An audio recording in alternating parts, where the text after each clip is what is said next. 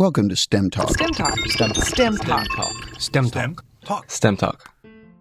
Welcome to STEM Talk, where we introduce you to fascinating people who passionately inhabit the scientific and technical frontiers of our society.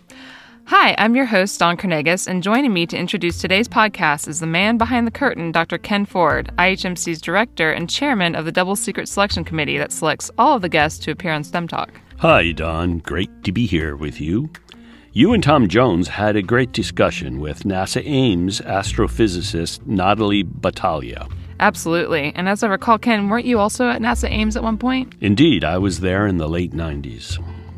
Natalie is the project scientist for NASA's Kepler mission. Kepler is an incredibly successful space observatory that has led to the discovery of many exoplanets. An exoplanet is a planet that orbits a star other than our own sun. In particular, Kepler has surveyed a portion of the Milky Way and detected Earth-size exoplanets in or near habitable zones. As we will hear in the interview with Natalie, this is pretty exciting stuff. Yeah, absolutely. Felt like a kid in a candy store listening to Natalie describe her research and all of the really cool tools and approaches that they're using for identifying potential exoplanets. Yes, Natalie did a great job on this interview. Yeah, Natalie's contagious enthusiasm for the work she does really came through in our discussion, and it made me want to actually go back and get a second graduate degree in astronomy. Hearing her talk about her research had all of us in the STEM Talk studio buzzing. Before we get to today's interview with Natalie, we have some housekeeping to take care of. First, we really appreciate all of you who have subscribed to STEM Talk. And we are especially appreciative of all of the wonderful 5-star reviews positively piling up on iTunes. And they are piling up. As we announced in several earlier episodes, the Double Secret Selection Committee has been continually and carefully reviewing the iTunes reviews with an eye towards selecting the wittiest and most lavishly praise-filled reviews to read on STEM Talk. As always, if you hear your review read on STEM Talk, just contact us at stemtalk@ihmc.us to claim your official STEM Talk t-shirt. And it's a stylish shirt. It is. Today, our winning review was posted by someone who goes by the nickname equal T. Maybe he or she is a computer programmer. The winning review is entitled, Explains the Complex to Simple Folks Like Me. Here's the review. What a pleasure to hear intelligent, articulate people discussing worthwhile topics. Thank you, nickname equals T, and thank you to all of the other STEM Talk listeners who have taken the time to leave such kind reviews on iTunes and elsewhere. The 5-star reviews really help with visibility and are greatly appreciated.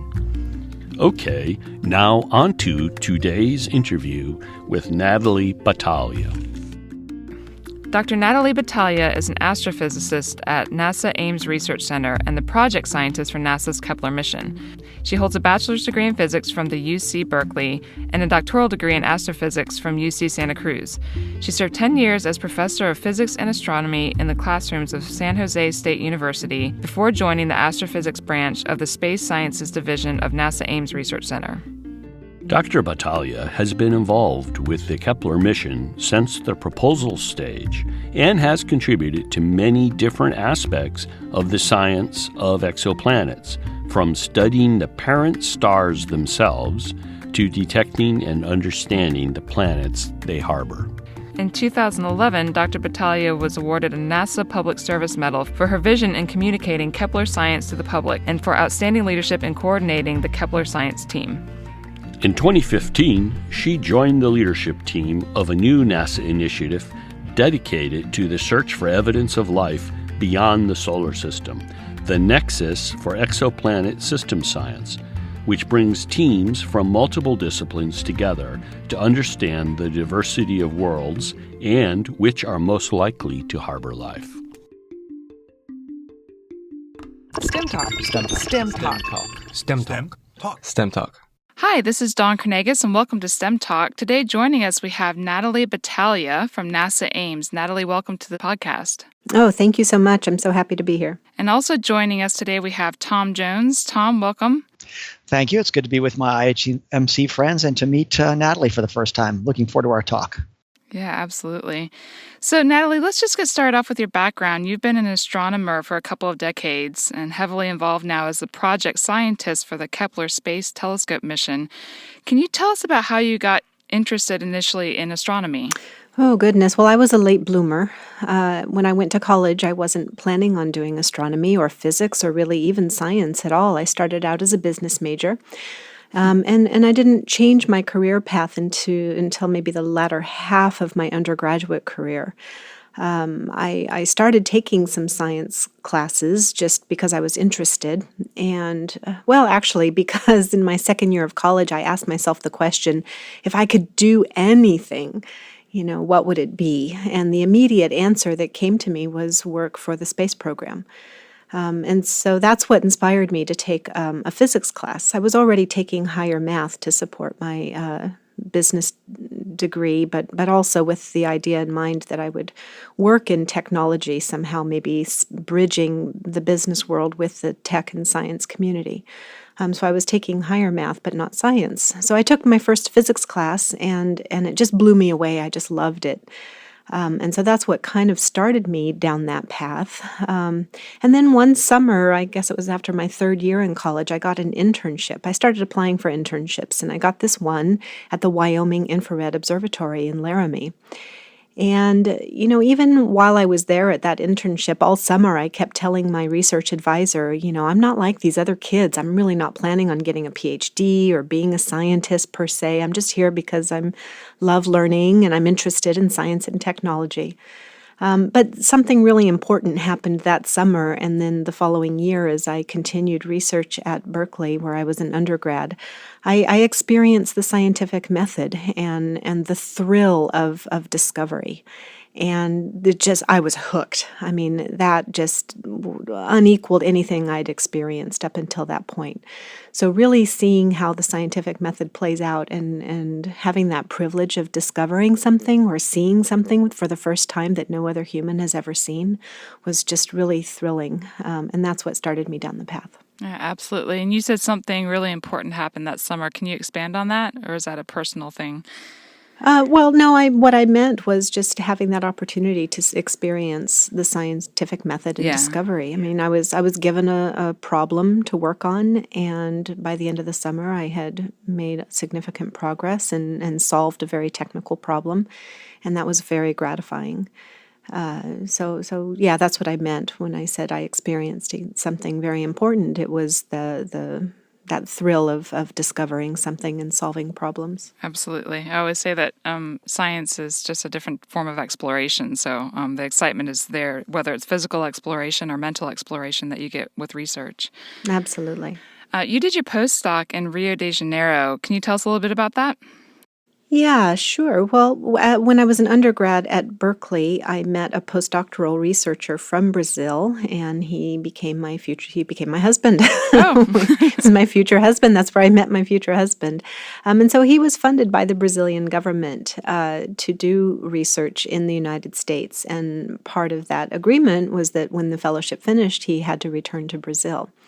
So over the next 10 years of our lives or so, we moved back and forth between the United States and Brazil and started a family at the same time. I had 3 children while I was in grad school and 1 while I was a postdoc. And so we went back and forth. I took leaves of absences from grad school.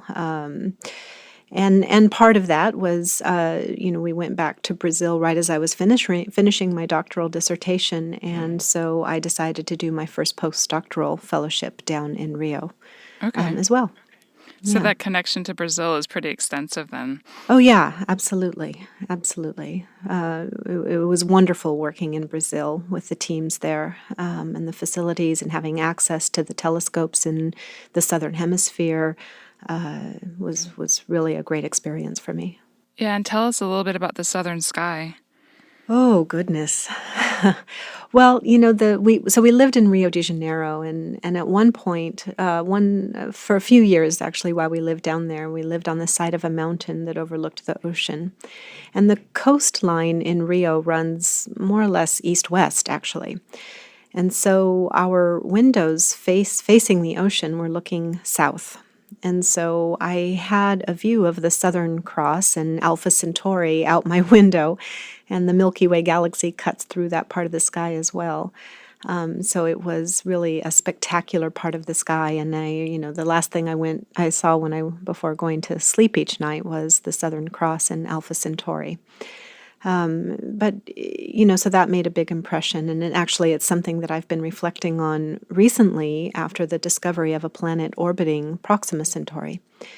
But also, I think one of the more profound experiences I had being down in the southern hemisphere, well, first of all, is to experience the sky upside down, because it really forces you to reconcile the differences and to deepen your understanding about the three-dimensionality of the solar system and the galaxy and the universe that we live in. Mm-hmm. And then driving that point home, being at the telescopes atop the mountains in Chile, in the southern hemisphere, affords you a view of the southern sky which is just unparalleled. I mean, you feel like you're almost in space. I remember nights when I was on the telescope, I would actually climb up onto the roof of the building adjacent to the dome, and being up there, you don't see anything on your horizon around you except sky.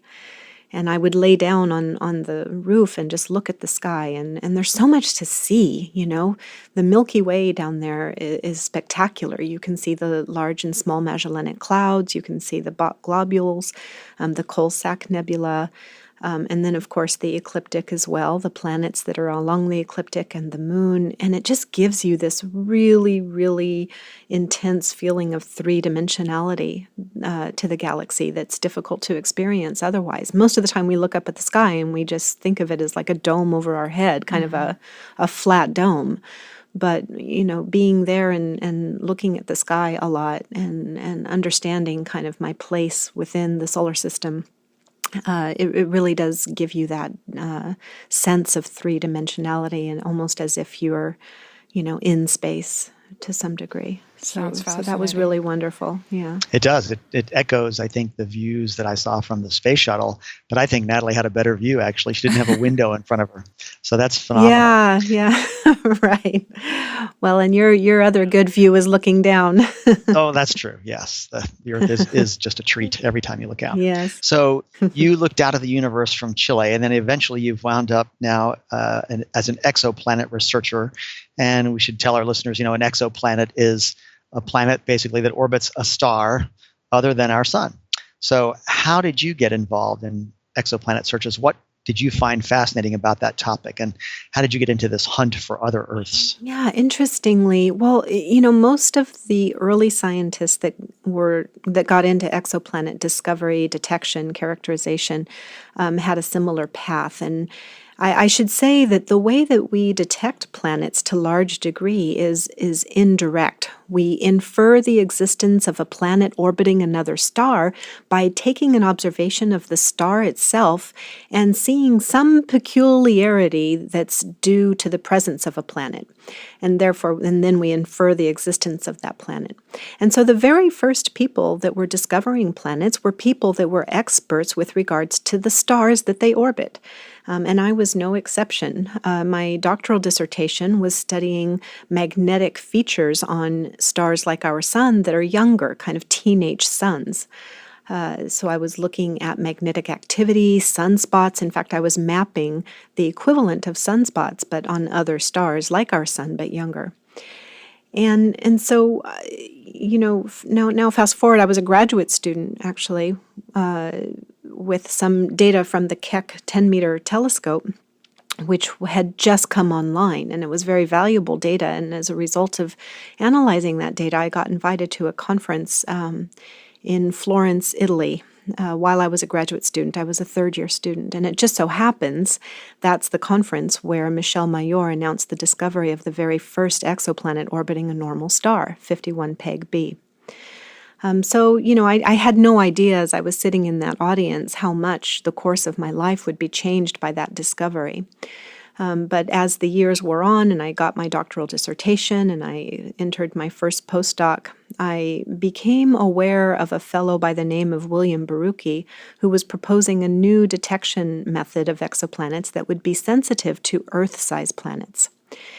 And I was reading about his technique that he was proposing, and I thought to myself, well, this technique is going to be very difficult because of spots.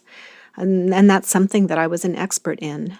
And I was thinking to myself that spots were going to make it very difficult. The presence of star spots was going to make it very difficult for him to detect planets. And I wrote him an email and just brought up this subject, and it was actually really timely because he had proposed a mission called Kepler. That proposal had been rejected, and one of the reasons why it had been rejected was that they were worried that sunspots, or star spots, I should say, would preclude the detection of Earth-sized planets. And so Bill Barucki invited me to NASA Ames to work on this very problem and try and understand it better. You did a nice explanation as kind of jumping into Kepler and how it got started, but for our listeners who are not as familiar with Kepler, can you tell us about the Kepler mission specifically and what you talked about, what led to its launch, but kind of its origins and then how it transitioned into actually happening? Yeah, so in 1995, we had the discovery of 51 Peg B, which was the very first exoplanet orbiting a normal star, and it was detected by a method called the Doppler method. Basically, you're looking at the star, you're sensing the motion of the star as it orbits about the common center of mass between the star and the planet. So it has this wobble as it orbits that center of mass point, and you detect that wobble and you infer the existence of a planet. So that was one of the first really productive methods of finding planets, but it didn't have sensitivity to true Earth-like planets, Earth-sized planets, especially those that are in orbits like our own Earth. And of course, we were very interested. Now that we were discovering planets, we started thinking and dreaming about the day that we would be able to detect a planet that could potentially be habitable, a planet like Earth, something that looks like home. And so Bill Barucki was proposing, kind of simultaneously as all that was going on, he was proposing this new methodology called transit photometry. And the idea is very simple. You measure the brightness of a star very accurately, and you do so without blinking for years and years and years. And what you're doing is you're hoping that in some cases, a planet in its orbit about the star will be tilted so that the planet passes directly between you and the disk of the star itself, thereby eclipsing some of the starlight. And when it does that, it's going to block out some of the light, and we will perceive that as a momentary dimming of the starlight. And that momentary dimming of starlight will be repetitious. It'll be cyclical. It'll happen once every orbit. So we will be able to measure both the size of the occulting disk that's blocking the light, and we will be able to measure the time interval between them, or the orbital period. And Johannes Kepler taught us in the 1600s that there's a direct relationship between the orbital period and the separation between the star and the planet, or how far away the planet is from its star.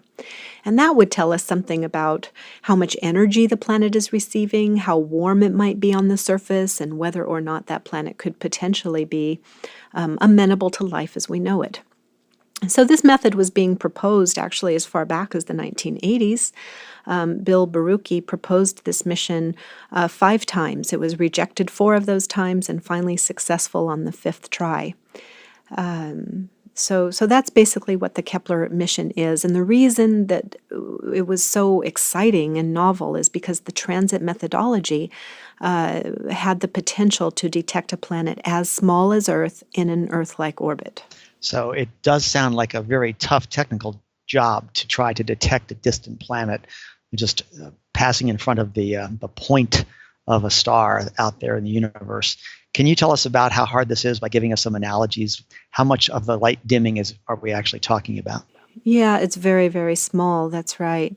There's a few reasons why it's difficult. First of all, the probability of having the planetary orbit align just right so that you have the eclipse geometry in the first place is really tiny. It's something like a half of 1%.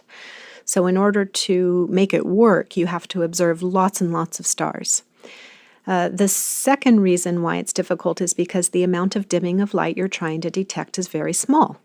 Now, if it's a planet like Jupiter, Jupiter is only 10 times smaller than the Sun, for example. And so the amount of dimming is just the ratio of the area of those two circles, the Sun, the star, and then Jupiter. And so that turns out to be about 1%. And so if you imagine 100 light bulbs and you take away one, that's the amount of dimming of light that a planet like Jupiter would cause. And that's something that we can actually do from the ground, and it was done from the ground even before Kepler, and that happened in the year 2000. Now, a planet like Earth, however, is significantly smaller. It's 100 times smaller in radius than the Sun, so its dimming of light is about 1 part per 10,000. So imagine 10,000 light bulbs and you take away one. And just to drive that point home, the analogy I like to use is to imagine the very tallest skyscraper that you can imagine. Maybe it's 80 stories high or so, and it's nighttime and all the lights in that building are on and all the windows are open, so you can see the lights emanating from these rooms. And you're looking at this building, and then one person walks to one of the windows and lowers the blinds by about 1 centimeter. That's the amount of dimming of light that we're trying to detect. And in order to make that happen, you have to have a very, very stable, what we call photometer, measuring light. And that's the instruments that are on board. You have to have very stable pointing. You have to have the spacecraft and its construction very stable against thermal changes. And then you have to have detectors that are capable of sensing part per million changes in photon fluxes that land on it. That's a great analogy. So tell us when Kepler launched, how long it's been in space doing its mission, and can you give us the thumbnail of the statistics on some of the results? Yeah, sure. So Kepler launched in March of 2009. It's still up there, it's still going, it's still taking data, but I will speak of kind of two different elements of Kepler. The first would be the first 4 years of operations, which we call the baseline mission. This is the science that Kepler was funded to do, and it was engineered to survive at least, that first 4 years. In fact, it was 3.5. But the Kepler mission concentrated on its baseline science for a little bit longer, for 4 years. And so during that first 4 years, it stared at one patch of sky, kind of tucked under the wing of Cygnus the Swan, between Cygnus and Lyra, and it looked at a patch of sky that's about the size of my open hand if I were to hold it up, at arm's length. That's about the size of the sky that Kepler looked at for 4 years, about 100 square degrees on the sky. And so we measured the brightnesses of about 150,000 stars in that patch of sky. In fact, in the galaxy, in that one patch of sky, there are 4.5 million stars to choose from. Which I think is surprising. It just speaks to the sheer volume of stars that are in the Milky Way, and the fact that we're pointing at a part of the sky that's relatively close to the galactic plane. So we measured the brightnesses of all 150,000 stars simultaneously once every 30 minutes without blinking.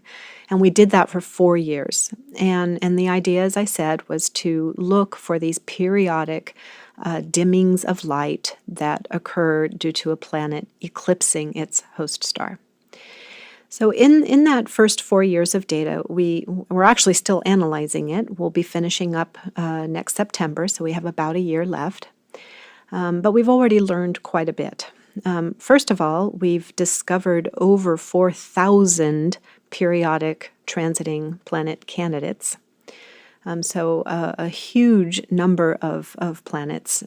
Just to put that into perspective, before Kepler launched, all of the planets that had been discovered up to that date amounted to something like, 150 or 200, a very small number. So Kepler has increased the number of planet discoveries by orders of magnitude.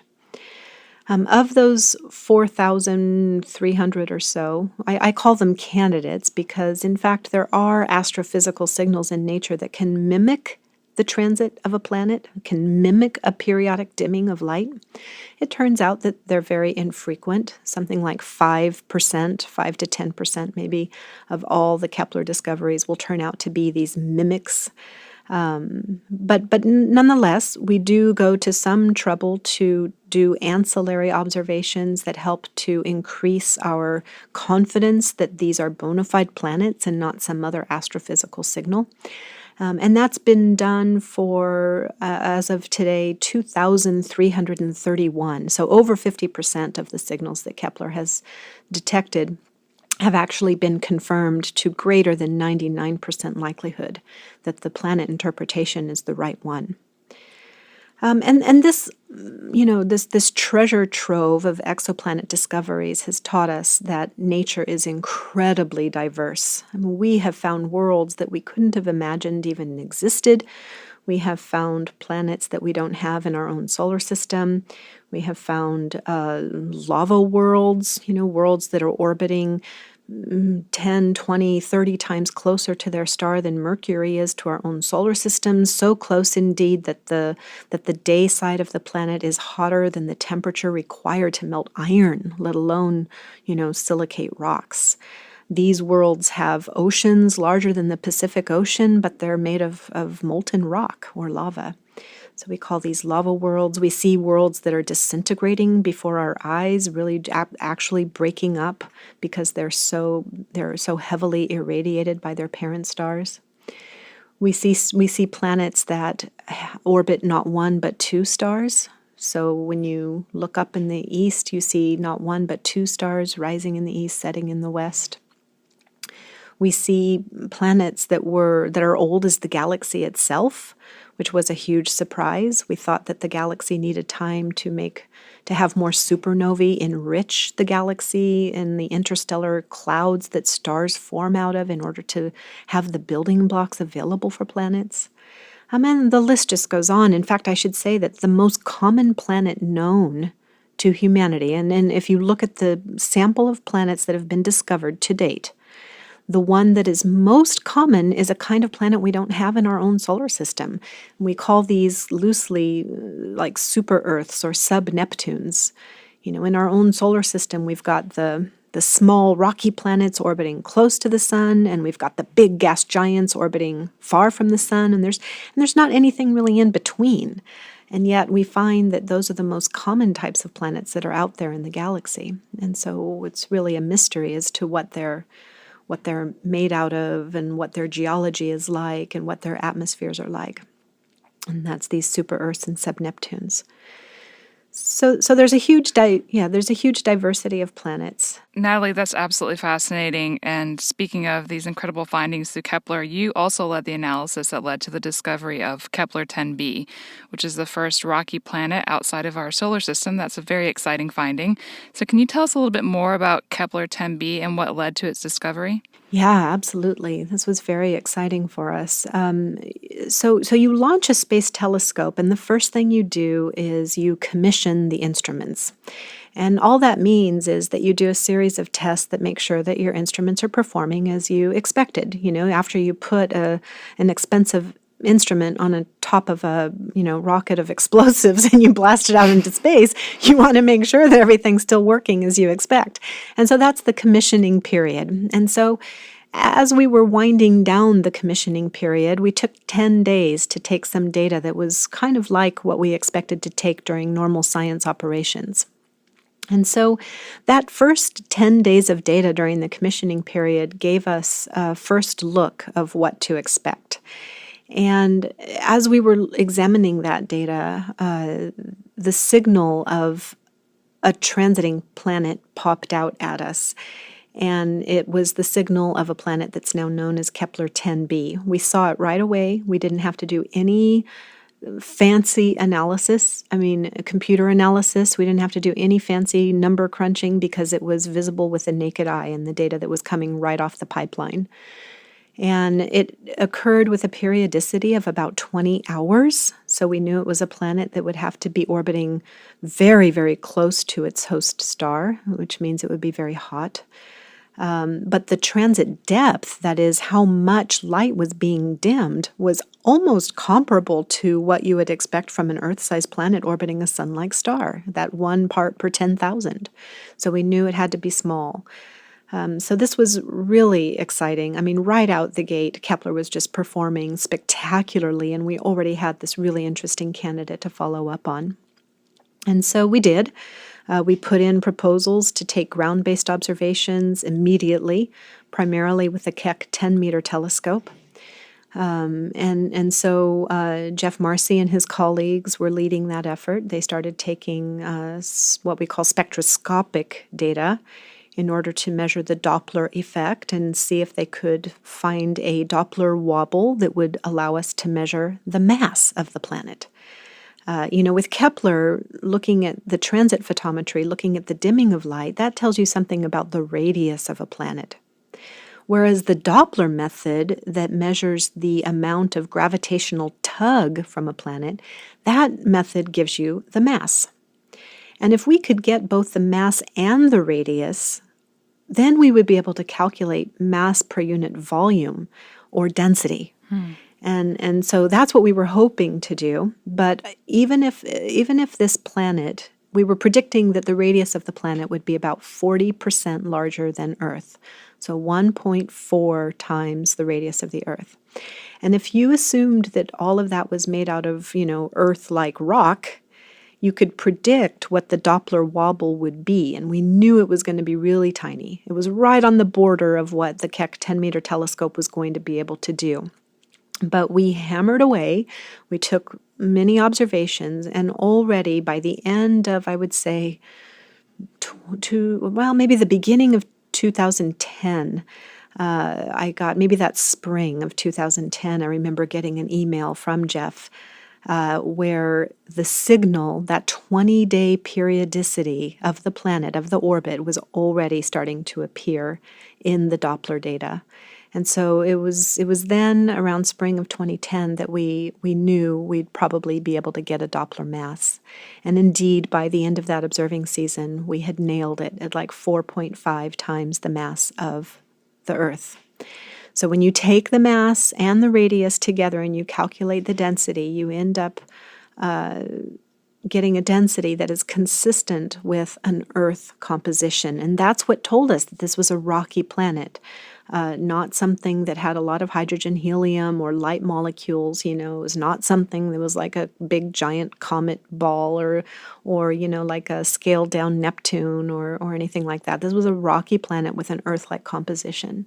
And we knew that pretty early on. Fantastic. I was going to ask how you guys determined that it was a rocky planet, so that's really, really interesting way of determining that.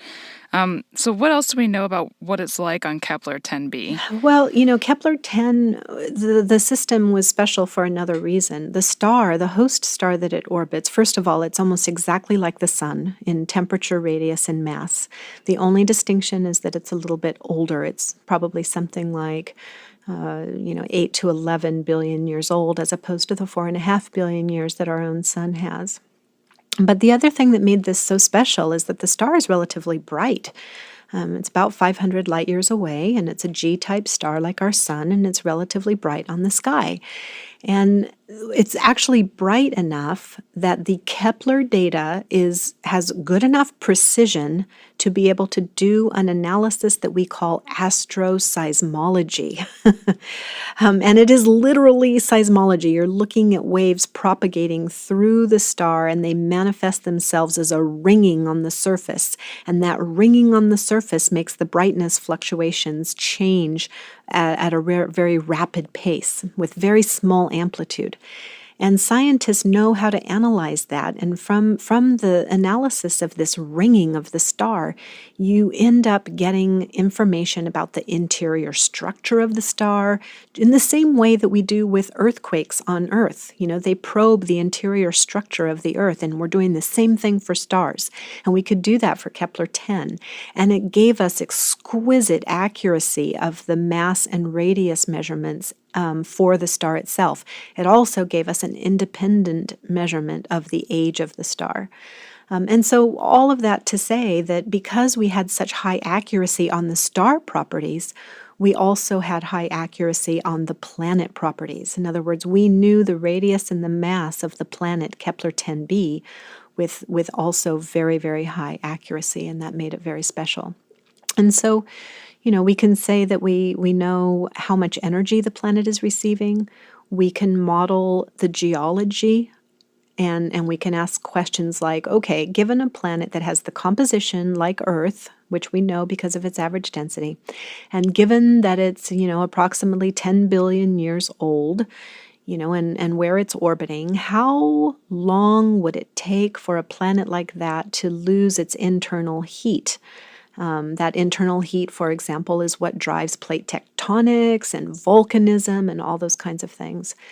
And because it has a slightly higher mass, you end up learning that even though it's older, it could still have geological activity driving plate tectonics and volcanism.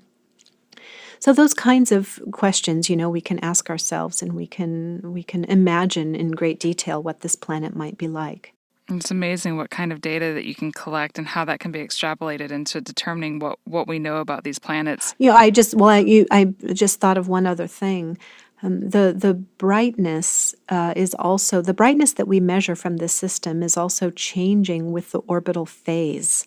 And that tells us that, what we're seeing is more and less illumination from the day side of the planet as it orbits. And that's telling us that there is a very strong temperature difference between the day and the night side, and that the planet is probably tidally locked in its orbit. That is, one face of the planet is always facing, one side of the planet is always facing the star, just like one side of the moon is always facing the Earth. That's called being tidally locked. And so that's another thing that we know about Kepler 10b simply from looking at the Kepler data in great detail. Yeah. And Natalie, I read that Jeff Marcy at UC Berkeley said that the discovery of Kepler 10b was ranked, quote unquote, as among the most profound scientific discoveries in human history, and that the planet will go into every textbook worldwide. He also described Kepler 10b as a bridge between the gas giant planets we've been finding and the Earth itself. Can you explain the statement a little bit more? Well, it's hard to know exactly what he meant, but maybe he's referring to the fact that the very first planets we found were the hot Jupiters. Planets like Jupiter, but orbiting closer to their star than Mercury is to our own sun. And when we observe these planets, we see that their atmospheres are heated to great degree, and that tends to inflate their atmospheres. It tends to puff up their atmospheres. And so we're curious to know what happens with these planets like Kepler 10b and what their history is, so maybe he's talking about that. I personally think planets like Kepler 10b are very interesting because, as a planet moves very close to its star and gets irradiated, it could be that the material of the planet is sublimating off and creating clouds of material around the planet. And if that's true, then we can observe starlight that filters through these extended atmospheres and have a direct probe into what these planets are actually made out of, because we would be probing what is sublimating off of the surface. So I think that these planets are really interesting for this reason. It's a way. I mean, we can't necessarily go out 500 light years and take a sample of what these planets are made of, and yet, we have like a laboratory in essence. We have this opportunity to almost really indirectly sample what they're made out of, and that's very special.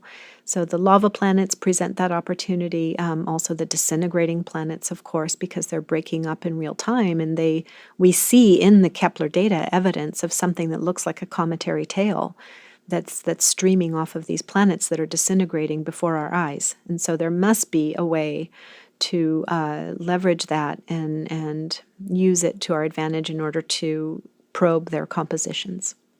Natalie, you've mentioned these planets, hot Jupiters that are very close to their stars, and super Earths and rocky worlds like Kepler 10b. So we have this weird zoo of planetary varieties and solar systems. So can you give us some statistics on what kind of planets we're finding? Are we seeing the typical type of solar system, or are we finding just very odd examples of at the ends of the spectrum, so to speak? Yeah. Well, Kepler indeed is actually a statistical mission. Kepler was funded to determine a very specific number, namely what is the fraction of stars that harbor potentially habitable Earth-sized planets. So Kepler is basically taking a poll. It's looking at this one region of the galaxy and discovering all of the planets it can, and then transforming that discovery sample into the intrinsic sample of planets that are actually in the galaxy. And when we do that, we find a few interesting things. First of all, right out the bat, we find that every star harbors at least one exoplanet. And that to me was very profound, because what that means is when you look up in the sky, every single point of light that you're seeing is not just a star, it's a planetary system. And so I know for me personally, because I think about this day in and day out, when I look up at the sky, I have a very different perception. It's really changed the way I think about the night sky. And I say at least one because Kepler is sensitive to planets that are kind of at an Earth's orbit, 1 astronomical unit away from their star and inward. So we're really only probing the inner parts of solar systems. Future missions will probe the outer parts of solar systems in order to understand the frequency of planets like Jupiter, Saturn, Uranus, and Neptune. So that's one thing. The other thing that Kepler has found is that interior to 1 astronomical unit, nature makes small planets much more frequently than large planets like Jupiter and Saturn and Uranus and Neptune. And, that's kind of consistent with what we might have imagined. I mean, there's lots of examples in nature of it being more efficient making small things than big things. For example, in the galaxy, there's more small stars than there are big stars. Even in our solar system, if you look at rocky bodies or planetary bodies and planetesimals and asteroids and comets and everything, you quickly see that there's more small objects than there are large objects in our own solar system. So there's just lots of examples of this in nature, and it's what we expected, but yet we were confused because before Kepler launched, 85% of the planet discoveries were larger than Neptune. And that was an observational bias, right? It was because those planets were the easiest ones to find. The hot Jupiter that was first discovered, 51 Peg b, it turns out is kind of an anomaly. They're actually pretty rare out in the galaxy, but yet they were the easiest to find. So now with Kepler, this veil has been lifted, and now we have this sensitivity to find the small planets that populate our galaxy, and now 85% of the planet discoveries that humans have made are smaller than Neptune. So it's completely transformed what we know. And so the data, when you calculate these populations, these intrinsic populations, you find that the small planets like Earth are orders of magnitude more frequent than planets the size of Jupiter within 1 astronomical unit. And then finally, the other thing the third thing I would bring up is the statistic with regards to the small potentially habitable planets. These are the planets that are orbiting in what we call the Goldilocks zone, where you cannot rule out the existence of liquid water being able to pool on the surface of a planet if it happens to be there. And if I consider planets that are smaller than maybe 1.6 times the size of Earth, these are planets that I think have a higher likelihood of being rocky like Earth.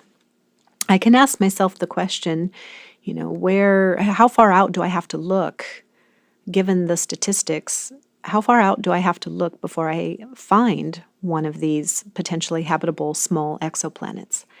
And what Kepler has taught us is that I only have to look maybe about 10 light years out. And we can make an analogy with that as well. We can imagine that we can take the galaxy and we can shrink it down to the size of the continental United States, for example. And we can stand here at the shore of the Pacific, maybe in San Francisco, and you can turn east and look across the continental United States and ask yourself the question, where is the nearest potentially habitable Earth-sized planet likely to be? And it turns out it's only about a quarter of a mile away. I mean, it's like at the corner market. It's really pretty close. So that's a remarkable result, and I think that singular result has transformed our thinking so much that it has inspired not just government agencies, but also the private sector to begin investing in exploration, not only just exploring scientifically where life might reside, but also actually motivates interstellar travel and trying to advance the technology to send spacecraft out to visit other stars, the nearest stars.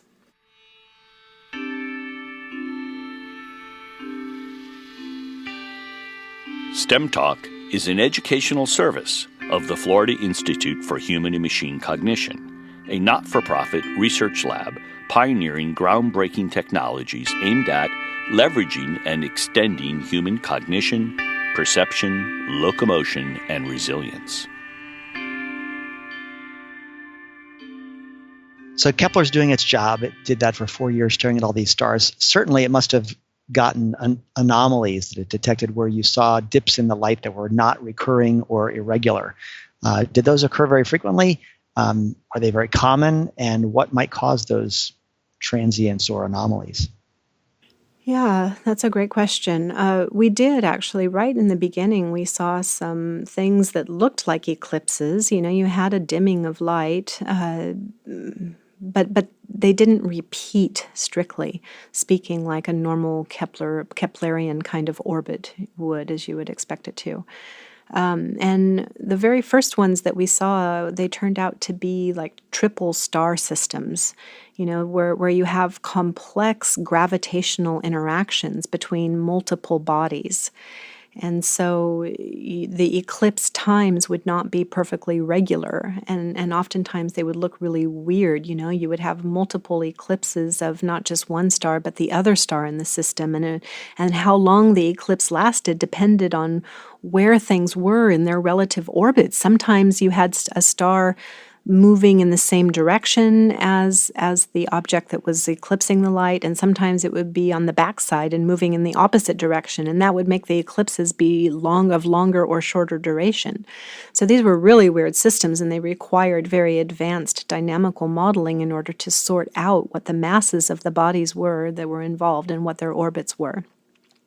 So that's one thing that we saw early on. And the story just got weirder and weirder from there. I mean, then we started to see some of these systems that were, disintegrating, where you had something that looked like an eclipse, but it wasn't symmetric. Like the dimming didn't happen symmetrically. It didn't get fainter gradually and then get brighter again gradually in a very smooth and predictable way. And that kind of thing was indicative of like a cometary tail, so you didn't have a sphere, a disk or a circle that was eclipsing the parent star. You had something that was kind of like a circle but had a big cometary tail, and so the eclipse event itself looked funny. It wasn't symmetric. It had a weird shape. And you can take that even to an extreme where you've got this big object and it's broken up into clumps, and then you've got kind of a chain of eclipses that happen kind of one after another, and then they stop. So things can get very weird. And then, of course, the most extreme example is the star that's now known as Tabby star or Boyajian star, which is this one that has been touted in the media as maybe being due to alien superstructures and super megastructures. So this one really has us stumped. I mean, this star is behaving very strangely, and we have not yet been able to explain what causes the light patterns that we see. So I think that this is very interesting. It's a real mystery. It's a puzzle that we're really enjoying trying to sort out. Well, it keeps us speculating, and especially those in the science fiction world, about whether alien civilizations are building a shell around these stars to capture energy and use it for their society, their civilization. And it's intriguing that we can't rule that out as a possibility. It's probably the least likely one, but it is really something following in the footsteps of some very imaginative science fiction writers so far. Oh, absolutely. I mean, all of these worlds are really inspiring our imaginations, and this one especially to go back to this idea of a Dyson sphere, I think is just fantastic. And it can't necessarily be ruled out. So yeah, I agree. It's not likely to be the explanation. It's much more likely that there's a simple astrophysical explanation. But a lot of work has been done, and we can't explain what's causing these dimmings. I mean, So you can imagine kind of 4 different scenarios. One, that the star itself is varying in its light output. We don't know of stars that vary in this manner. You can imagine that there's something orbiting the star. I mean, if it's not a Dyson sphere, like you suggested, maybe there's a swarm of comets or a circumstellar disk of some sort that is eclipsing the star irregularly. The problem with that is that we don't see the emission in the infrared that such objects would emit. They would emit heat. They wouldn't, radiate optically, but they would out in the infrared in submillimeter. And people have done a lot of those observations, and they see no indication. And they've put very tight constraints on how much mass can actually be there. And it's just like, if less than maybe 4 or 5 Earth masses total that could actually be out there, because they don't. If it were more, they would see some indication in the infrared to submillimeter range of the spectrum, and they don't.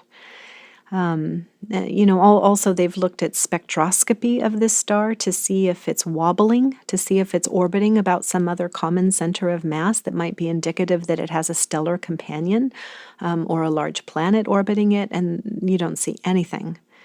So it's at least does not have a stellar mass object that's gravitationally bound to it that we can detect.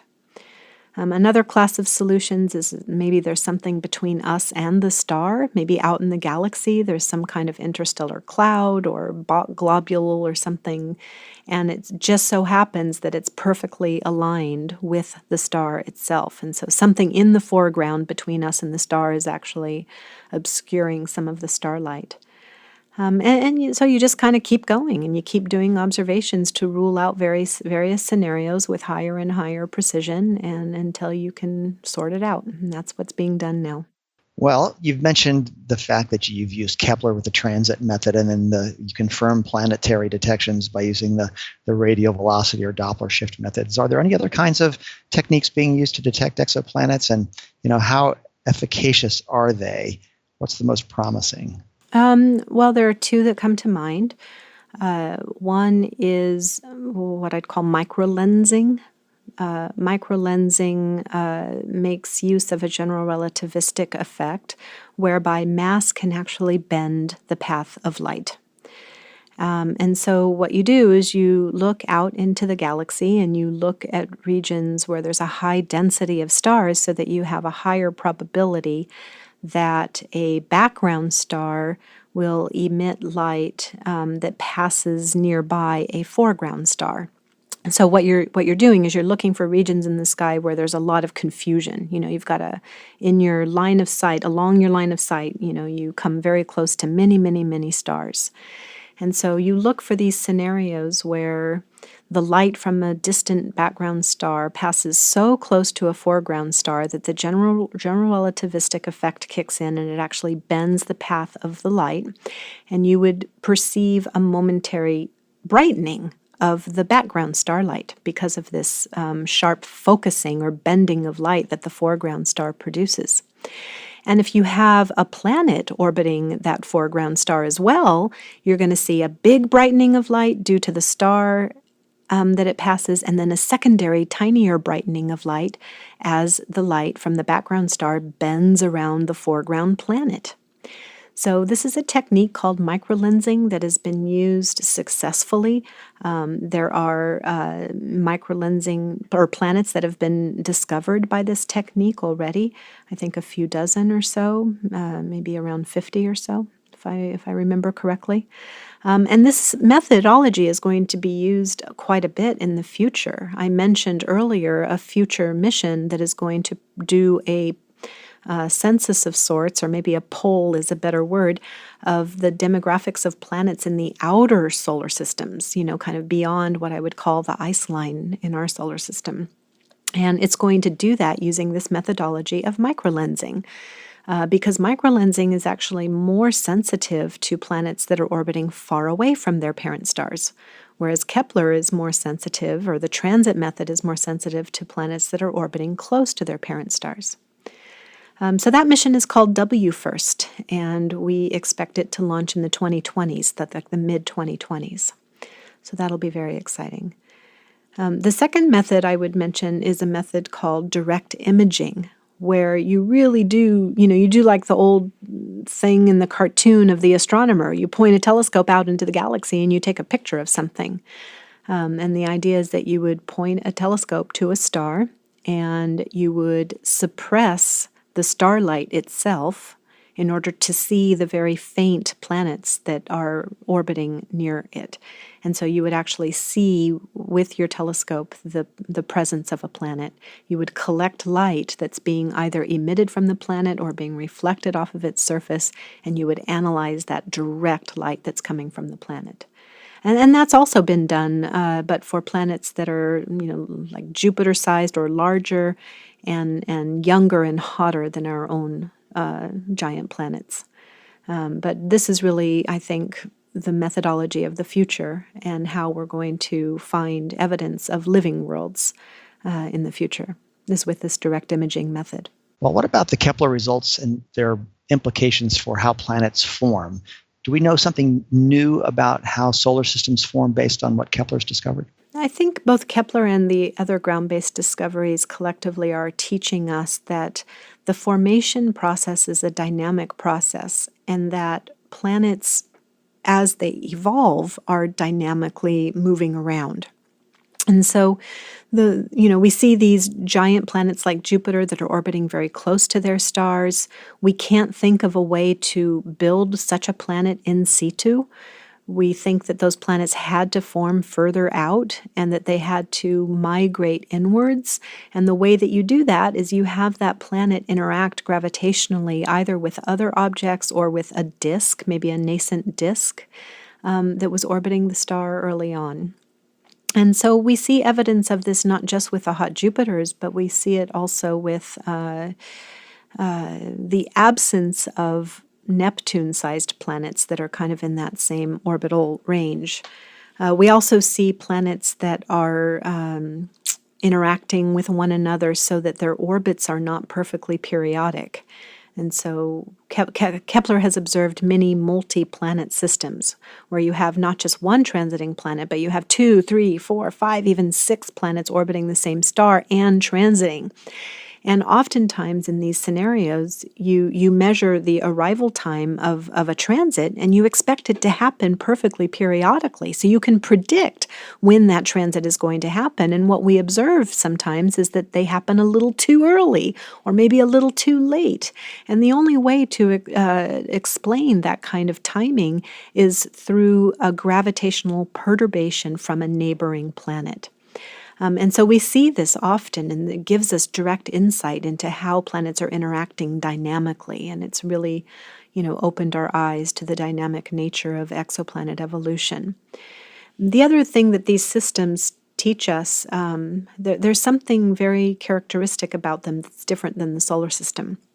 We know that the solar system planets are coplanar, more or less. And what I mean by that is that the planets are all orbiting more or less in a disk that we can think of as like a pancake, right?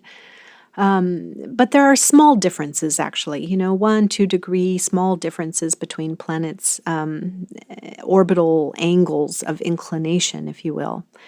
For these other systems that Kepler has found, these multi-planet systems where you've got, 6 planets orbiting interior to what Venus would be in our own solar system, those architectures they're also coplanar, but they're exquisitely coplanar. If the solar system planets are like a pancake, these planets would be more like a crepe. I mean, they're just exquisitely coplanar, and that is telling us that there is something very specific about their architectures that has to do with how they formed. So scientists are studying these clues in the Kepler data in order to understand not just how planets form, but how they evolve dynamically over, billions of years of their history. So, Natalie, you've talked about this incredible data and everything that we're learning about about our system and our galaxy and the universe in itself is just fascinating. So how many scientists analyze Kepler's findings, and how are these findings confirmed? Scientists all over the world are actually analyzing Kepler data. I mean, I think one thing that's very special about the way NASA operates is that it launches these missions, it takes data, and it puts all that data in the public domain so that everyone can have their eyes on it and analyze it. And that's the way that you get the most value for your dollar, the most science for your dollar. And that's exactly what's happening. So you've got scientists all over the world. Doing not just planet discovery and characterization, but even stellar astrophysics, from Denmark to Australia, everywhere in between. I mean, it's China, Taiwan, everywhere, scientists are analyzing Kepler data. Here at NASA Ames, the Kepler team is actually surprisingly small. There are maybe a dozen scientists that are working on Kepler here at NASA Ames. And we have responsibility for making sure that the pipeline analyzes the data correctly, that it produces the right data products for the science community, and that they get put into the public archives. Yeah, making that data publicly available. I know that NASA does the same thing for even biomedical data, especially now as we're moving into the omics era and getting more data collected. So I think that's a really good approach, is kind of crowdsourcing your research approach. Exactly, yeah. So how long will Kepler's mission continue? Yeah, so as I said, Kepler operated for 4 years doing baseline science, and it was kind of forced to stop that mode of operation. And in fact, we got approved for an extended mission, so the spacecraft was working at that point, and NASA said, well, just, keep doing science. And we thought long and hard about what science we would do if Kepler out-survived its, baseline design. Or baseline specifications, and it did. And we decided that we wanted to keep doing exactly what we were doing, that to observe these same stars for even 8 years would be very, very valuable scientifically. But then in May of 2013, something happened which prevented us from doing that. Kepler lost a second reaction wheel. Mm-hmm. The reaction wheels are like gyroscopes on board the telescope that keep the telescope pointing in the right direction with very high stability. And so losing that second reaction wheel meant that we could not continue doing what we were doing. We had to change. In fact, we thought that the mission was completely over for a while. But then the engineers at Ball Aerospace came up with a very, very clever solution that enabled Kepler to keep working. And so what they did was they figured out how to use the radiation pressure from the sun to stabilize the axis that other reaction wheel was actually being used to stabilize. You can think of 3 axes of rotation that a spacecraft can move about or rotate about in space, and you need 3 gyroscopes to control those 3 axes of rotation. And now we were down to just 2, mm-hmm. So we were operating open loop on that 3rd axis. But it turns out that the spacecraft itself has one axis of symmetry along its solar panels. And if you point the solar panels so that the radiation from the sun is shining symmetrically on those panels, you can control or balance. It's really kind of a balancing act. You can balance that 3rd axis of rotation. So we did that, and what it meant is that we couldn't point at the same field of view that we were pointing at before. We had to look at fields of view that were along the ecliptic of the solar system. And we could only do so for about 80 days at a time. So it worked out really well. It opened up new avenues of science and exploration, and led to some very interesting planet discoveries. So it's still operating in that mode, and I think we have at least a year to go before the fuel runs out, and then we won't be able to control the pointing of the telescope and change fields, etc. Once that happens, then we really, truly do need to shut down operations. And so what is NASA planning in order to follow up on Kepler and other search programs? Yeah. So Kepler, as I said, it was funded to determine the fraction of stars that harbor potentially habitable Earth-sized planets. And the reason that you want that number is because, the long-term objective here is to find living worlds and understand if there's life out there in the galaxy, or if humans are it. Are we alone, or is there other life out there? I think that's the long-term objective. So you need to know if these Goldilocks planets are common or are they rare. If I have to search 100 light years, I'm going to build a different telescope than if I have to search only 10 light years. So it really does drive the design of future missions. So I think long term, the next thing that we want to do is we want to use Kepler's results in order to design that next generation of telescope, which is going to do exoplanet detection based on direct imaging, which I spoke a little bit about before. And this telescope would survey all of the nearby stars. It would take images of the environs of all the nearby stars that are kind of G-type stars like our sun, and collect light that's actually bouncing off the surfaces of Earth-sized planets in the Goldilocks zone. And if you do that, if you collect that light, you can spread it out into a spectrum, and you can look for features. As light bounces off of a planet, it passes through the atmosphere of the planet.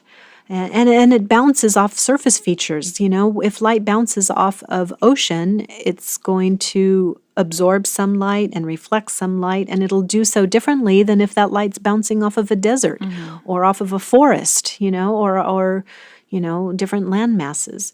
So all of that process is leaving a fingerprint in the light that tells us something about the habitability of that planet. It tells us about the surface features. It tells us about what the atmosphere is made out of. And hopefully it will tell us if there is any kind of chemistry in that atmosphere that is indicative of a living world, something that has microbial life or forests or plant life or what have you. So that's what we want to do in the long term. And there are science and technology definition teams that are working right now to come up with mission concepts and science goals for that exact kind of a mission in the future. And when do you think something like that would be ready based on the technology that's needed? So funding for such a mission would not really occur or be available in earnest until after WFIRST launches. WFIRST is the mission that would study the demographics of the outer planetary systems. So that mission is scheduled to launch in 2024. So at that point, I think serious funding could start to flow to the construction of the next generation telescope, which would be this big direct imaging mission. So, you're looking at the 2030s, I think, which would be the soonest that such a mission would happen, maybe the late 2030s. Thank you, Natalie, for explaining all this so well. So while we're waiting for these imaging type telescopes, how far along will we get with nearer term instruments like the Transiting Exoplanet Survey Satellite or the James Webb Telescope? Yeah, so there is this mission called TESS, the Transiting Exoplanet Survey Satellite. It has an acronym that spells TESS. TESS is really complementary to Kepler. It's also a transit photometry mission. But unlike Kepler, which stared at one patch of sky for 4 years, TESS has a mosaic of cameras that's actually going to step through the whole entire sky. So in one pointing, TESS has several cameras, I think 4 cameras, that will take images and measure brightnesses of stars from the equator all the way to the pole. And then it'll stare there for 28 days or so, and then it'll clock over and take a picture of the next longitudinal slice of the galaxy. And it'll do that kind of step and stare operations in the northern hemisphere for the first year, and then it'll flip around and it'll do the same thing for the southern hemisphere in the second year, thereby covering the entire sky and looking for all of the nearby transiting planets over this whole entire sky. And I think one of the main objectives for TESS is to find nearby transiting planets that are orbiting stars that are bright enough for the James Webb Space Telescope to observe and characterize. So what I'm saying is that the TESS mission and the JWST mission, the James Webb Space Telescope mission, kind of go hand in hand. They're a duo for exoplanet science. And what JWST will do is observe these systems when the planet transits in front of the host star. It'll catch the light from the star, and some tiny fraction of that light will have filtered through the atmosphere hugging the planet itself. And in doing so, that atmosphere is going to leave a spectroscopic fingerprint on the starlight, and the James Webb Space Telescope is going to analyze that light to understand the diversity of atmospheres of some of the larger planets, I think. Mostly it'll target the kind of Neptune-sized, Jupiter-sized, maybe some of the sub-Neptune-sized planets. It's really going to do a great job of characterizing the diversity of atmospheres of those kinds of planets. And if we're really lucky, we might even find a transiting planet that's close enough and a small transiting planet that's close enough that James Webb will have the sensitivity to measure the composition of the atmosphere of its planet, for a planet that's actually Earth-size or maybe slightly larger. But for that, we would have to get really lucky. We would have to find such a planet that's very, very close to the sun, so that the star is bright enough that we can get down to that kind of sensitivity to see its atmosphere. Fingers crossed. Yeah. Well, early on in our talk, Natalie, you mentioned Proxima Centauri b, this exoplanet that's orbiting within the Goldilocks or the habitable zone of its red dwarf star. Proxima Centauri, in fact, the closest star to our sun. What does that tell us about the likelihood or the statistics of habitable planets throughout the Milky Way? Yeah, that's a great question. When I first heard that there was a potentially habitable, Earth-size-ish planet orbiting the very nearest star, I paused and thought, geez, is that really possible? I mean, wouldn't we have to be extraordinarily lucky to find such a planet orbiting the very closest star? And actually, because of Kepler, I can address that question. I can quantify just how lucky we had to be. As I mentioned before, Kepler results tell us that the nearest potentially habitable Earth-sized planet has to be within 10 light years, and that's with like 95% confidence. So then the question becomes, how many stars are within 10 light years? And it turns out that if you consider these M-type stars that Proxima orbits, there's only a handful. There's like 7 within 10 light years. So to find one of these planets around the nearest one means that, yes, we are lucky, but we're only like roll of the dice lucky. We're not like win the lottery lucky. And that was an important realization for me as I was contemplating the existence of this planet, because had it been the other way, had it come out to be that we were really win the lottery lucky, I might have been much more skeptical than I am. But I think that this is quite reasonable, and it's just tremendously exciting that we have this laboratory right next door. And it's also changing the way we're thinking about ground-based instruments that might be able to characterize this planet in the next couple decades. Mm-hmm. Now, I've heard numbers like in our Milky Way of several hundred billion stars, there might be as many as 8 or 10 billion habitable Earth-sized planets out there. Is that still a good estimate? Does that fit with what you know? Oh, yeah, I would double that. Yeah, I definitely, 20 billion. 10 to 20 billion potentially habitable Earth-sized planets in the galaxy alone. Absolutely. Yeah, that just blows me away Yeah. that there could be that many chances for life out there. Yeah, exactly. That's right. So it's hard to contemplate that many, potentially living worlds or worlds that could be amenable to life and not assume that life has to be out there somewhere. Now, do you think that once we know about it remotely, that we'll have a chance to travel across interstellar distances? What's the technology telling you about that? Oh, absolutely. You see that happening already. I mean, the discovery, Kepler's results that these planets are pretty common already was inspiring the private sector to go and invest in interstellar space travel to like Alpha Centauri. The breakthrough starshot, for example, was already made that decision even before the announcement of the discovery of Proxima b. So now the discovery of Proxima b has only heated up that interest. Once you find destinations, you're going to figure out a way to get there. Now, is the key signature for identifying life on an exoplanet going to be gases, the presence of gases like oxygen or methane, water vapor? Yeah. In the beginning, that's what we're going to do. We will have the ability to collect light that's passing through the atmosphere somehow, and we will look at the constituents of that atmosphere and see if there's some kind of chemistry that would imply disequilibrium that would be, that could only be created on the time scale that we observe it if there was living organisms on the surface. Now, exactly what those features turn out to be, I think, is people talk about oxygen, for example. You mentioned oxygen and methane. These are two byproducts on Earth that come from life, right? Earth, the great oxygenation of Earth came about because of cyanobacteria and then photosynthesis, additional photosynthesis subsequently. And so we put oxygen and life kind of hand in hand. Now, it turns out that there are some ways of getting a high oxygen abundance without needing life. And so, but it only happens in certain circumstances. On certain planets who had a certain evolutionary history and orbit certain kinds of stars.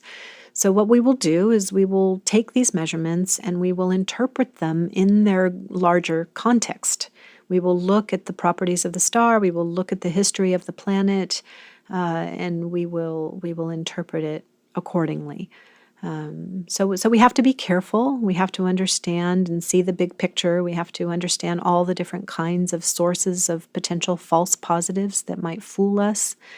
And I think ultimately what we really need to do is study the atmospheric composition of at least a few dozen Earth-sized planets in the Goldilocks zone in order to understand the diversity of compositions that are out there. I think that'll give us a much better handle on what's, where these living worlds are. So, Natalie, just kind of coming from a philosophical perspective, tell us about your thoughts on the need for society to prioritize learning more about other planets and possible other planets that can support life.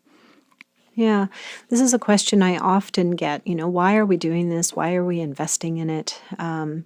There's a range of answers you can give. Some are very practical, some are more philosophical. And every person is different, with regards to what motivates them. Mm-hmm. For me, my whole career studying science was motivated by, I think, my need to search for meaning to my life. So my motivations err towards the philosophical side. But you can begin with the practical side and say, humanity has a finite life on this Earth, on this planet of ours. Eventually it's going to be necessary for us to leave this planet. Earth is not going to be inhabitable forever. People don't generally like that logic, because for them it seems far off and distant, and who knows what's going to happen between now and then, and why should we worry about it now? Mm-hmm. Fair enough. I personally think that's short-sighted, but okay. So then the second thing I would say is also that's quite practical is what we learn about other planets directly teaches us something about our own home, planet Earth. And a direct example would be, for example, studying Venus. We observed Venus and we saw that its surface of the planet was extraordinarily hot, much more so than you would expect from a planet orbiting at that distance from its star. And from that, we learned a tremendous amount about the greenhouse effect. And of course, that informs us about climate change on our own planet. something that's extremely urgent right now is understanding climate change. And so understanding the diversity of other planets, especially other potentially habitable Earth-sized planets, is going to teach us something fundamental about our own Earth, our survivability on this planet, the future of our planet, the evolution of our planet, etc. So, I gained so much perspective in graduate school as I was studying planetary astrophysics. I remember a very specific moment when I was walking back to my apartment on the campus of UC Santa Cruz. There's this one part of campus where you can see, you're kind of on a hill overlooking the bay, the Monterey Bay. And I'd been studying all of these planets and looking intently at all of these images from Mars and Venus and other planets in our solar system. And it just occurred to me, looking out at that scene, how fragile this tiny film of life was on our planet. And you don't gain that perspective until you study other planets and their diversities. You don't really appreciate how precious this life is, this complexity that arose on planet Earth. And I can only imagine how that perspective is going to be intensified if we come to find out that life is really truly precious, that it is rare, that life that it's difficult to take hold. I mean, I don't know what that answer is going to be. I don't know how robust life is, how prolific and how creative it's going to be. But whatever we learn, it's going to give us an extreme amount of perspective. Absolutely. I think that's a perfect answer. That's a perfect answer. I think it's a perfect final answer. Okay, fine. I'll leave it at there. But, honestly, I think when all is said and done, the process of exploration, just the act of doing what we're doing and pursuing knowledge, I think it changes us as a species in a very fundamental way. I think it grows empathy on planet Earth, which is very important for living with one another. The increase of knowledge, I think, directly influences our quality of life, but in an existential way, not in a practical way. I'm not talking about the fact that we have cell phones and GPS. I'm talking about happiness and just the happiness and joy that knowledge brings to us.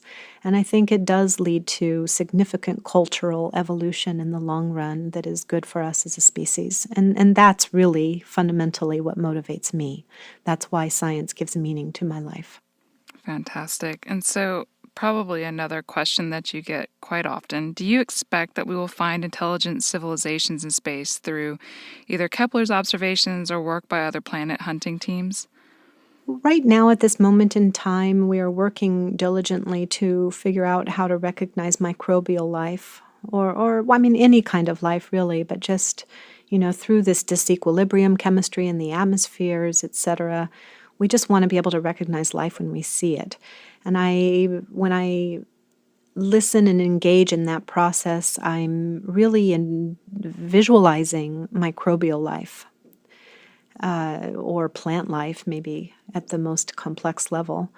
I'm kind of starting to wonder, how do you then distinguish intelligent life? What do you mean by intelligent life? Mm-hmm. How do you distinguish it from other life? Are you talking about, SETI-like searches? Or I don't think we've really sorted that out in great detail. I don't think we really have the answer to that question. Right now, we're just really hyper-focused on how to recognize any kind of life, or I guess I should say life that has consumed a planet on a global scale, right? Because we're not going to go out to these distant planets and go exploring deep inside caves or underneath ice sheets to find life that's hiding in some remote niche. Mm-hmm. We're doing remote sensing, right? We're doing direct imaging, collecting light, analyzing the light, and we're looking for signatures of life that have really taken over the planet in a global way and had a global impact on the planet. So I don't know. For me, the question, I think definitely we are going to find evidence of microbial life, and I think we're going to do it within the next 30 years if I had to make a prediction. And I think that moment is going to be amazing. I hope I'm alive to witness it. I think it's much more difficult to distinguish that, or to really pin down intelligent life. I don't know how that's going to play out, but who knows? I mean, it's only because I have lack of imagination, I'm sure. Oh, no, well, and also you talked about the definition of intelligence. That could be a whole other podcast discussion. So yeah, exactly. And you had there mentioned, you go. and you had mentioned the SETI Institute. So on a previous STEM Talk podcast, Tom and I actually spoke with Pascal Lee of the SETI Institute, also known as the Search for Extraterrestrial Intelligence Institute. Is the planet hunting that we've been talking about linked to SETI at all? Yeah, absolutely. I mean, we provide targets that SETI folks love to look at. And so the Allen Telescope Array has looked at lots of Kepler candidates, for example. Boyajian star, which we mentioned earlier, Tabby star, is being looked at quite actively by many different telescopes. So yeah, I mean, absolutely. If you give them a place to look, and they'll look. I've been intrigued by this idea of rogue planets, exoplanets that are just drifting by themselves without a parent star through interstellar space. Are they real? And do we know of a lot of these things? How are we detecting them? The rogue planets are being detected through the microlensing, or by this microlensing methodology that I discussed earlier. It's really difficult to completely rule out a host star that the planet might be orbiting. But the statistics of these things they're appearing to be so common that you really can't explain the frequency of them as bound objects, that is, planets that have a host star, a low-mass host star. So they do indeed appear to be prevalent and real. A lot of these detections of rogue planets are going to be real.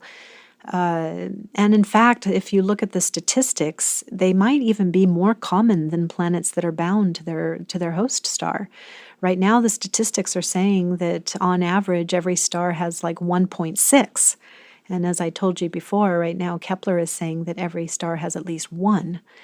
So I don't know how that's going to unfold as our understanding of statistics increases, but yeah, absolutely, they do appear to be real, and in fact, the story kind of holds together, right? I said before that Kepler is discovering that planetary evolution is a dynamic process, that the planets that form in situ are interacting with one another. They undergo gravitational perturbations. They interact with their nascent disks.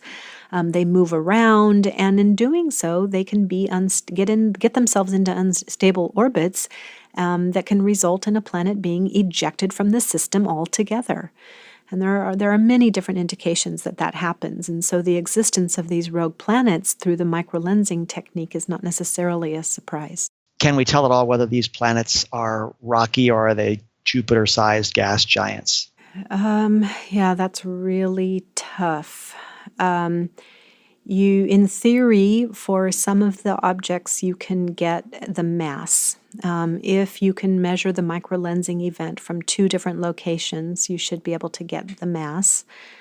It's difficult, but in theory it is possible. And WFIRST expects to do this for its survey, is do a lot of ancillary observations to try and get to capture the microlensing event from multiple locations in order to get the masses of the planets themselves. Yeah, so it's funny because you talk about a rocky rogue planet, and our director Ken has often commented that astronomers have the coolest scientific jargon. Red dwarf stars and rogue planets and dark matter, gravity waves, gas giants. My favorite, galactic cannibalism. Yeah, there you go. That's going back to comic book, I think. Galactus is actually what I'm thinking of right now. So it's absolutely fascinating. And just talking to you, it seems like a fascinating field for so many reasons beyond just the jargon. So Natalie, tell us, what do you do for fun outside of searching for planets? Oh, goodness. Well, first of all, my job is great fun. So yeah. I do love my job. So that's my primary fun. But I'm first and foremost a mother. So I do have 4 kids. 3 of them are out of the house. I've got 1 remaining at home. So, that has in the past taken up a significantly larger fraction of my time than it does today, but it's still very much a priority for me and a great joy.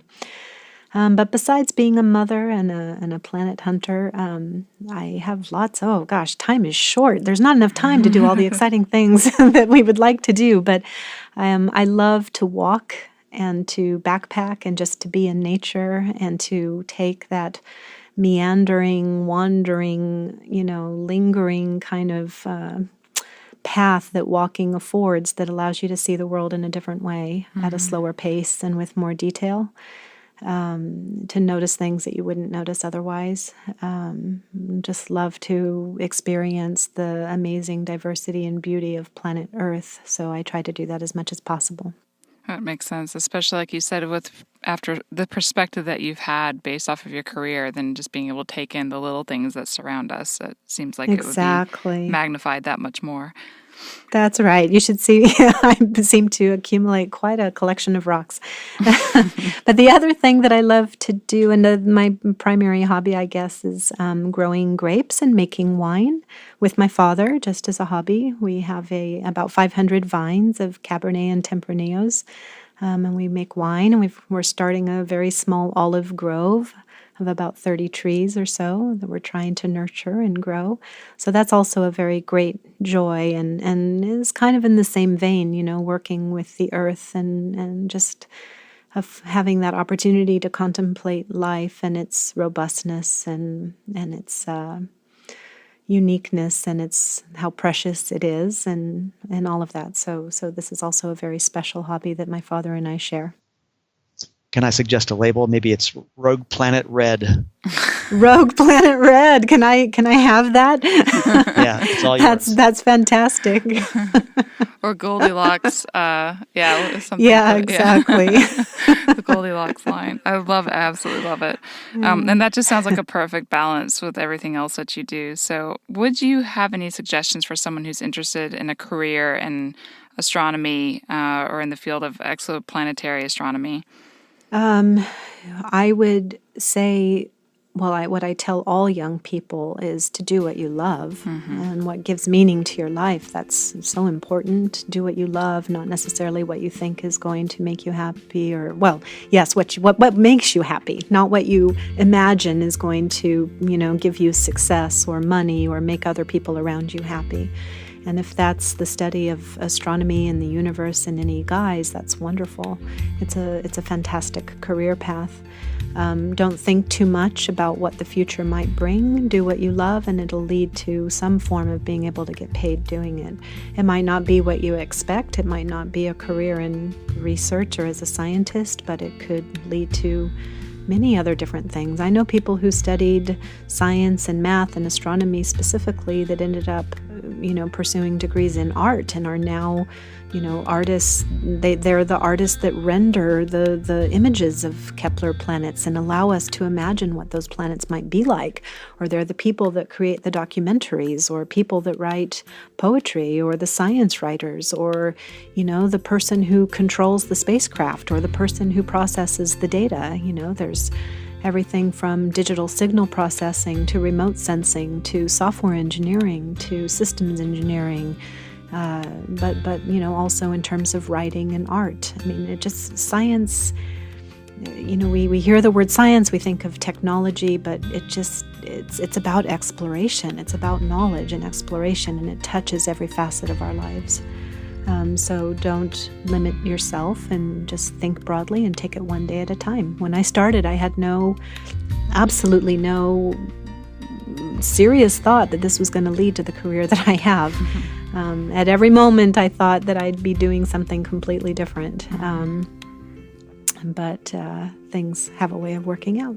Sounds like it's been a great journey, and that's perfect advice. So, Natalie, I want to thank you so much for an absolutely fascinating podcast. And Tom, thank you so much for joining us today. That was one of the best ones we've had, and just a tremendous range of ideas, and your enthusiasm is really catching. So thanks for loaning us 2 hours of your time. We're really grateful. It's a pleasure. This is a great joy to talk about these things that we feel so passionate about and love. STEM Talk. STEM Talk. STEM Talk. STEM Talk. Wow, how cool is it to be the person to discover a new exoplanet and one that could be a twin to Earth? That was such a fun interview with Natalie. Indeed. Data from Kepler has led to the discovery of literally thousands of exoplanets, including some of which are orbiting within what are thought to be habitable zones around distant sun-like stars. If you enjoyed this interview as much as we did, I invite you to visit the STEM Talk webpage where you can find the show notes for this and other episodes, stemtalk.us. This is Dawn Kernagis signing off for now. And this is Ken Ford saying goodbye until we meet again on STEM Talk. Thank you for listening to STEM Talk. We want this podcast to be discovered by others, so please take a minute to go to iTunes to rate the podcast and perhaps even write a review. More information about this and other episodes can be found at our website, stemtalk.us. There, you can also find more information about the guests we interview.